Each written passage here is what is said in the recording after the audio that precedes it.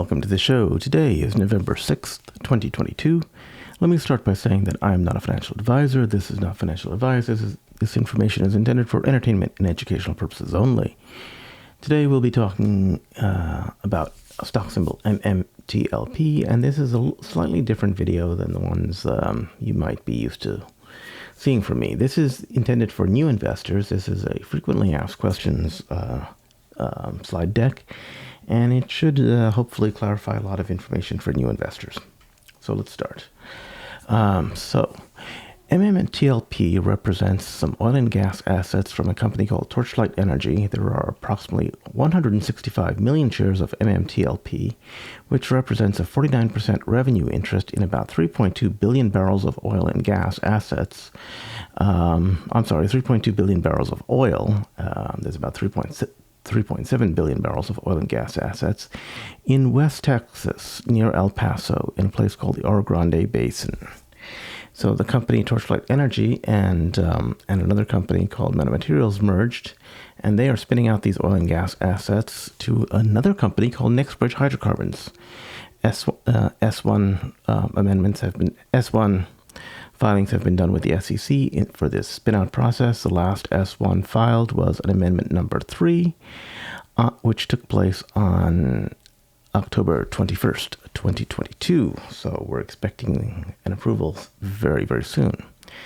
If you wanted to buy MMTLP, there are only various different places you could buy them from. There are only a few brokers that are allowed buying of MMTLP right now in the United States. This includes Charles Schwab, TD Ameritrade, Fidelity, we'll talk about a little bit later, E-Trade, etc. So these are the list of brokers that we believe you might be able to buy MMTLP from.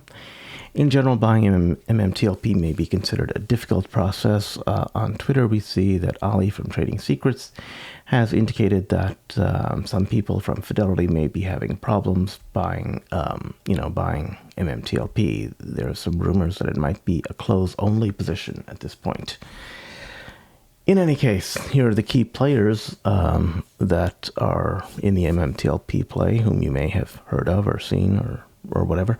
John Berta is the former CEO of Torchlight Energy. Greg McCabe is an investor, founder. He's also a geologist from Torchlight Energy. He's a chairman at the board. Rich Masterson is a famous geologist. He's discovered the Wolf Bone unconventional play, which is in the Permian Basin, and he's also done the Orogrande prospect. Now, Mike Mullen is from a company called Simulation Petrophysics, and they help to identify how much oil and gas there are out there. George Palikaras is the CEO of Metamaterials. That is the result of the merger between Metamaterials and Torchlight Energy. And the oil and gas assets from Torchlight Energy will spin out from Metamaterials to a company called NextBridge Hydrocarbons. University Lands is who Torchlight Energy signed the drilling and development agreement with in order to get access to these oil and gas assets. In terms of large-scale investors, we know that John Berta has about 2 million shares. Greg McCabe has about 19.6 million shares. And there are possibly 2 additional investors we call William and David, who we've heard of from Ollie's Trading Secrets show, and they might represent about 26 million shares. In total, we've got about 30% of all shares represented here from these 4 investors. And we know that from the continuous drilling clause, that's what CDC means. In 2022, we need to drill 5 wells, and so far we have 7 wells permitted, so we're probably going to be drilling 7 wells, it looks like. In 2021, we drilled 4 wells, as was required by the CDC. In terms of possible buyers of this oil and gas assets, because it does represent 3.2 billion barrels of oil in the ground, you're limited to some fairly large players. These include Occidental Petroleum, ConocoPhillips, ExxonMobil, Chevron, Shell Energy, etc. You can probably identify who all the large players are. Basically, anyone who can afford to buy that much oil and gas assets. I've also done a quick study of how much I think each individual share could be worth in terms of the estimated value of the dividend, assuming that you get a stock swap, which is a non-taxable event, and how much that might be worth in terms of dollars per barrel for oil versus how much the value of that share price of MMTLP might be. So at $90 per barrel, which is the 1-year average of the price of oil or so, we're talking about $56.47. Now, of course, MMTLP could also squeeze, in which case it could go significantly higher than these than these fundamental estimated values. Finally, if you'd like more information as to detailed information about how this merger came about, more information about Torchlight Energy and Metamaterials, etc., please check out my videos, Thoughts on Oil Part 2 and Thoughts on Oil Part 3. They'll provide more in-depth information than I can provide in this video.